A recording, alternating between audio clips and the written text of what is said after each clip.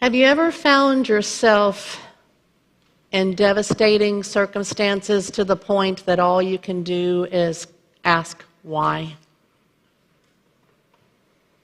Have you ever felt misunderstood by your friends?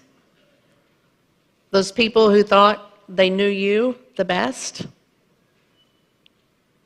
Have you ever felt wrong for doubting your faith or for questioning God? Have you ever wondered, God, where are you? Welcome to the book of Job. In a Hebrew Bible class years ago, I wrote a paper on the book of Job. Basically, I said Job's job, see what I did there?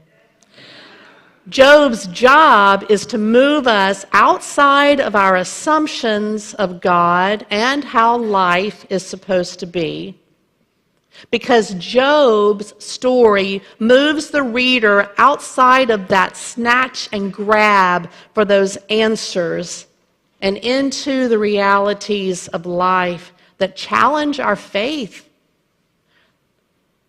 Those things that challenge our traditions. Those things that challenge how we treat one another, how we see one another, how we judge one another, how we judge ourselves. Those things that challenge our tidy explanation of how God works. Job has a lot of questions for God, doesn't he? We know from last week that God finally addresses those questions. And for those of you who weren't here or who, as difficult as it may be to hang on to my every word during a sermon, we do have the sermons online and on our YouTube page. You can go and listen or read the story for yourself. But God answers Job's questions with more questions, right, church? But in doing so, God models for us the questions that we could be asking so that we get off of that hamster wheel of why and move into the deeper thoughts. Move into the gut-wrenching, honest questions that help us heal and help us grow and help us find value and meaning in life. So today we're going to read from Job chapter 42, and then we're going to fast forward to the Gospel according to Mark chapter 10. So I invite you, if you're comfortable in doing so, to stand in honor of the reading of God's Word. So after God has responded to Job's questions, here is Job's response to God's response. Job chapter 42, verses 1 through 10 from the Common English Bible. Job answered the Lord, "I know you can do anything. No plan of yours can be opposed successfully. You say, 'Who is darkening counsel without knowledge?' I have indeed spoken about these things I did not understand, wonders beyond my comprehension. You, O God, said, 'Listen, and I will speak. I will question you, and you will inform me.' My ears have heard about you, but now my eyes have seen you. Therefore I relent and find comfort on dust and ashes." After the Lord had spoken these words to Job, God said to Eliphaz from Teman, "I'm angry at you and your two friends because you haven't spoken about me correctly, as did my servant Job. So now take 7 bulls and 7 rams, go to my servant Job and prepare an entirely burned offering for yourselves.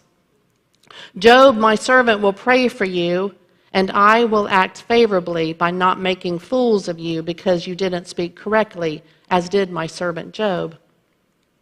Eliphaz from Teman, Bildad from Shua, and Zophar from Naamah did what the Lord told them, and the Lord acted favorably toward Job. Then the Lord changed Job's fortune when he prayed for his friends, and the Lord doubled all Job's earlier possessions. And now from the Gospel according to Mark chapter 10, beginning in verse 46.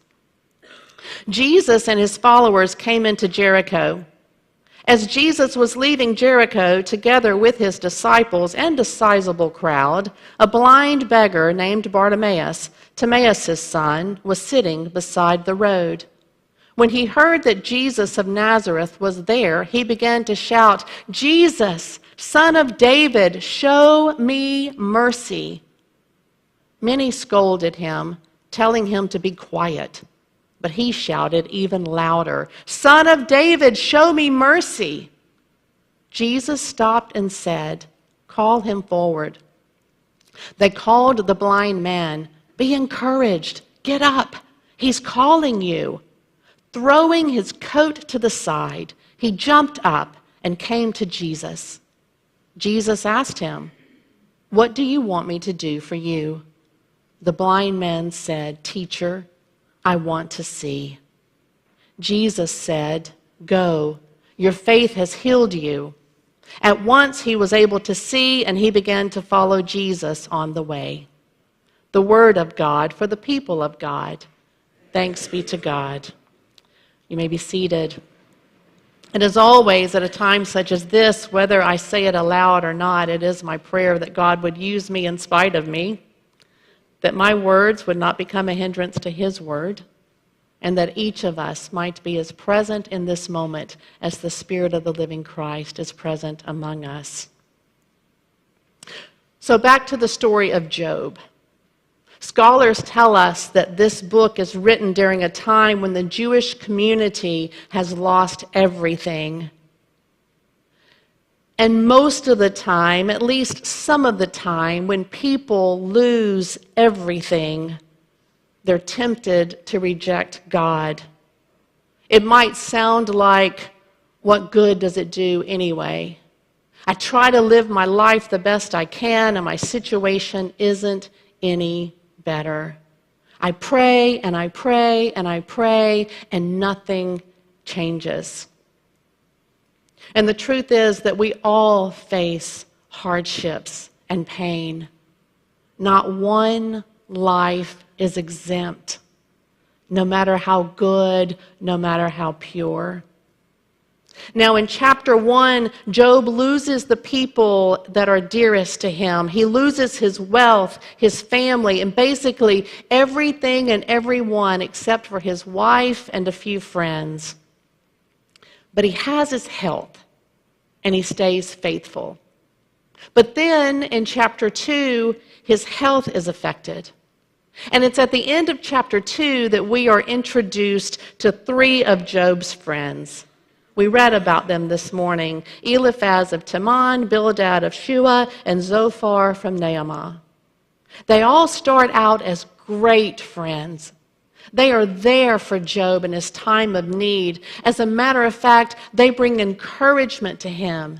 And they stay with him for a week, and they don't say a word. They are simply there to remind him that he is not alone. And when they do speak during this time, it's beautiful words of encouragement, reminding Job of what an encouragement he is to others and has been. You've helped stumbling people get steady on their feet, they tell him. You offer fresh hope to those who are about to give up, so don't give up, Job. But then, after about a week or so, each of these friends decides that this has been going on long enough. It's time to move on. So they decide they are going to fix Job's problem. Eliphaz tells Job, "You've obviously done something wrong, so why don't you just go to God and confess your sin? Beg God to forgive you." Well, we know by reading the first 2 chapters that Job has done nothing wrong. Remember, God himself describes Job as blameless. Well, then in comes his friend Bildad with his quick fix. It's obvious that your kids have sinned against God. So if you're as innocent as you say you are, fall on your knees before God. Well, Job begins to question God. He begins to question his faith. And that's when Zophar steps in and tells Job that he has no right to question God. And these friends become so uncomfortable with Job's honesty that by chapter 22, these friends who began praising God and praising Job and encouraging Job, they are now condemning him. They're telling him that he's to blame for everything that's happened to him. Because, Job, you never helped anyone. You've been selfish and greedy. You've ignored everyone in need. You're only looking out for yourself. You deserve everything that's happened to you. What? As I read this, I'm appalled. Like, what great friends you turned out to be. But as I begin to think about this, here's where I feel the rub is in Job's friends. They do start out as true friends. But over time, their discomfort with the situation causes them to search for answers. That why. Why is this happening to Job? And their assumptions run wild. It must be something Job has done, because if tragedy can strike Job's life for no reason, then that means tragedy can strike my life for no reason. And it's as though their fear for their own well-being causes them to turn on Job. But y'all, check this out. His friends offer us an amazing clue into the lesson of this story. Eliphaz from Teman. The name Teman is associated with wisdom. And then Bildad, the Shuhite. Shua is associated with prosperity. And then Zophar, the Naamah. Naamah is associated with achievement. So these friends might represent wisdom, prosperity, achievement, all that Job had in his life. Yet in his deepest time of need, none of them brought comfort. Wisdom, prosperity, achievement, none brought relief in his time of deepest pain. But Job refused to stop. Job worked through each one of these until he found God's truth. And all the things that we think will bring fulfillment to our lives, what happens when they don't? Job teaches us to hold on to what we know is true. Trusting God even when it seems God is nowhere to be found. Being honest with our pain, with our doubt, with our grief, with our anger, even when no one else understands. Because Job teaches us that that's what guides us to a place of finding meaning, rediscovering that grace and the freedom that comes from offering forgiveness. I don't know if you caught it or not, but Job offered forgiveness to his friends. He prayed for them. So what does this blind beggar named Bartimaeus have to do with today's message? Jesus asked him, "What is it you would have me do for you? What is it that you want?" What if we, as Henning Memorial United Methodist Church, what if we were standing there and heard that question? What would our collective answer be. Do we want things back to the way they used to be? Do we want everyone to see things the way I see them? Do we want everyone to understand the way I understand life to be? Or do we want eyes to see? Do we want all the things that we think will bring us happiness, wisdom, prosperity, achievement? Or do we want eyes to see? The scriptures tell us they called the blind man, "Be encouraged, get up, he's calling you." Throwing his coat aside, he jumped up and came to Jesus. His coat. What protected him, what brought him security. He threw it aside. So what is it that we need to throw aside this morning? Our dependence on our intelligence, our prosperity, our achievements? Because just like the blind beggar named Bartimaeus, when we are willing to throw aside those things that are like cotton candy to our spirits, they bring no substance. When we are willing to set that aside, we hear Jesus ask, "What do you want me to do for you?"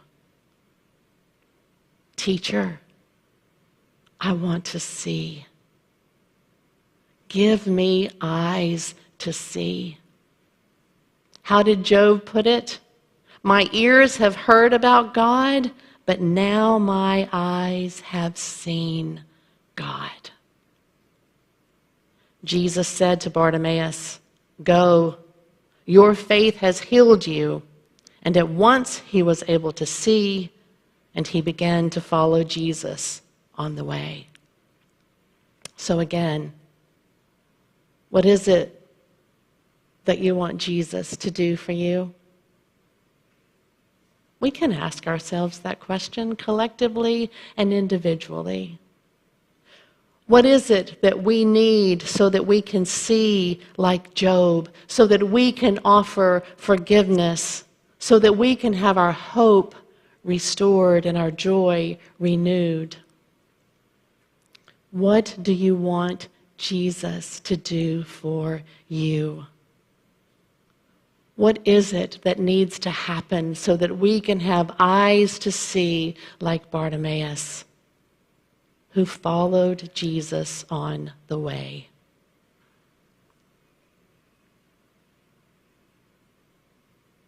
Jesus is asking, what is it that you would have me do for you?